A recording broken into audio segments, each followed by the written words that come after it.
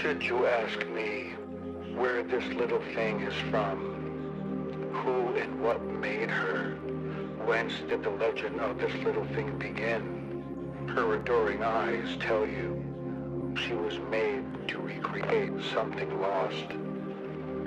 But if you ask me and I should tell you how was she made, with the odors and winds of the high plains, living amongst the curling dust storms with their wild reverberations, and having to share them and the love and the tension with others in her pack, she had her first years in the desert. There she was cut and made her way a constant seeker. From the great western plains she survived her own beginnings, having done so with a strong will. I repeat them as I hear them from the lips of the mama. She asked if we take her. Yes, this little thing. Yes, we will love her. Her body so huggable, so warm in the embrace, a quiet and solemn way with her puffs of air she calls to us, master, friend, in her excitement. I see you, puff. I love you, puff. She was made to recreate something lost. These legends and traditions invite to stare in wonder of her origins. What made her? What magic could have possibly made this little thing?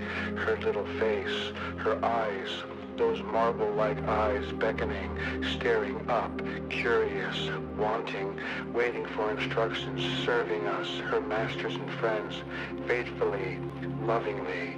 But alas, the unknowns. Where does she come from? Who made this little thing?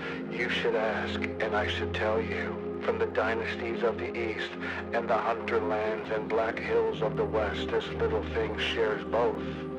In the spaces of affection, having the heart, the vision, and the cunning to design, we made her.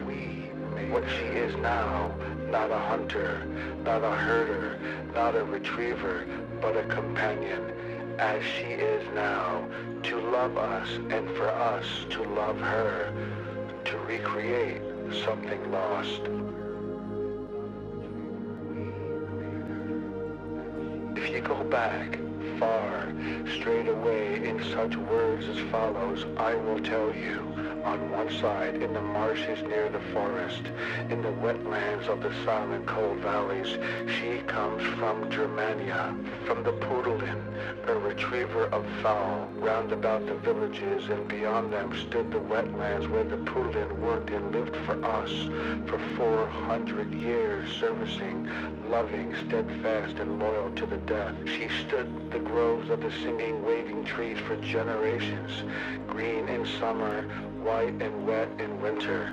But that is only part of this little thing's story.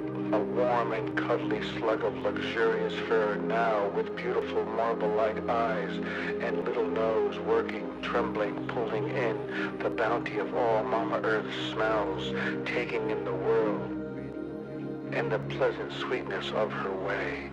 You can trace her lineage on the other side. There are the songs of this little thing in the far, far east, singing of wondrous birth and being, how she lived and was loved and adored by the dynasties of great and magnificent empires of long lost, that those imperial families might prosper, jealously guarded, fiercely protected, that she might advance their happiness and fulfillment. She of love haunts us with those eyes.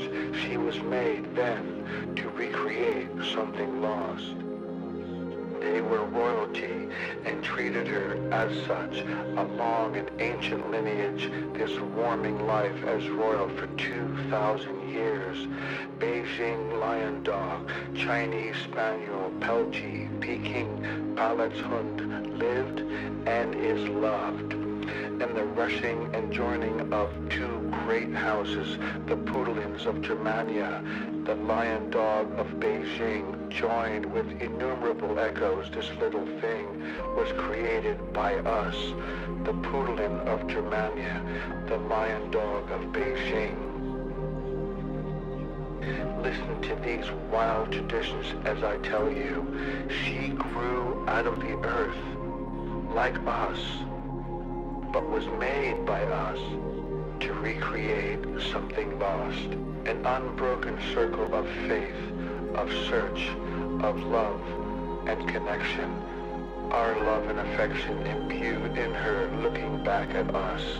To this song, the marriage of Poodlin and Peking, a peekapoo, was born. A warm and loving thing. He who loves a dog's legends loves also the ballads of their way, their history, their warmth, their loyalty and faith. We made her to be loved and to be adored. A baby, not of human, but of dog, sweet and gentle, silent, steady and adoring. Speak in tongues now so plain and childlike, make it clear to us, where is she now? This curious slug of love, of luxurious fur, of body warmth and adoration, a well-traveled little thing she was, never complaining, with so tender of approach. She simply gave, always and forever. She was made to recreate something lost. But we found her and know where she is. She's here in our hearts and always remembered. Her name is Ginger.